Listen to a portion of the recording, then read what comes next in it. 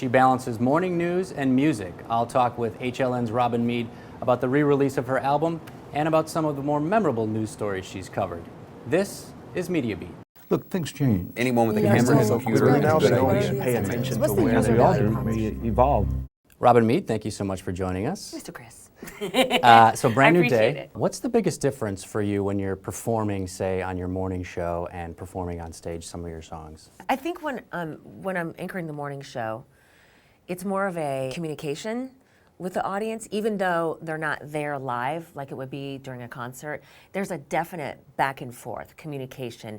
It's funny though, because when I'm performing songs that I've written, which is a different form of journalism, because you're still writing about people's wins and losses and the things that have happened in their lives or your life, which is journalism. So it's almost like journalism in a different form. All of my life I have been waiting for all you give to me. Now, you're a performer going back to 1992. Well, I guess earlier than Yeah. that. You were Miss Ohio in 1992. You went on Yeah. to Miss America. I joke that, yes, I was Miss Ohio, and before that I was misrepresented, and then I was misbehaving. And then misinterpreted. Exactly. Right. Misdemeanor. I was Yeah. just joking. Well, we'll check the records to make sure that's not true. Exactly. So how did performing on stage and being a performer most of your life, how did that prepare you for a career in news? Well, it's funny because I was naturally attracted to being a performer. You know, that's some of my first memories is singing at church. I remember my first solo even at school, singing. What was it? My first solo was,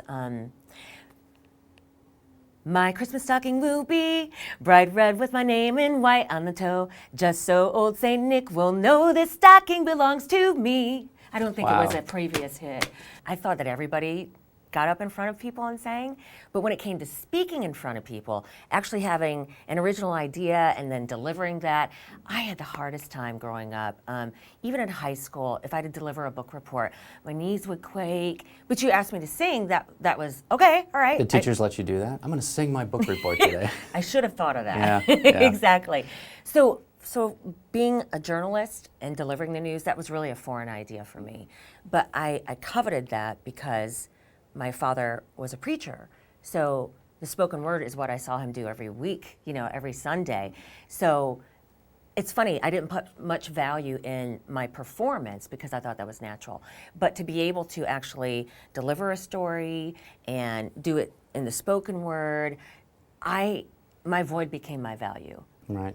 And like many people who work in news and after the pageants and after the singing in church, you bounced around to many different local markets around the country, Yeah. Ohio, down to Florida, back my to gosh. Chicago. What advice do you have for aspiring journalists, up-and-coming reporters and anchors who want to be the next Robin Meade? You know, it's funny because I'll get a call every now and then from somebody in college and they're wanting to intern and they want advice. And I always say, make sure you prepare your family. That maybe you've been close with them and you are in college in the same state. You know, do you realize that you can't just say, okay, I grew up in Ohio, so I want to be a broadcaster in Cleveland. That's what I did. I thought to myself, Cleveland was the holy grail of broadcasting. If I can make it there, that's it. That's what I want to do. Well, I started in Mansfield, Ohio, and I moved to Cleveland, Ohio, but I was only there for 9 months before I got a better offer in Columbus, Ohio. Then I was only there for, I think, not even a year before I moved to Miami for an even better offer. Mm-hmm. You're going to have to live sometimes in Alaska or Nebraska. It may not even be in the same part of the country. So that's the first thing I tell them.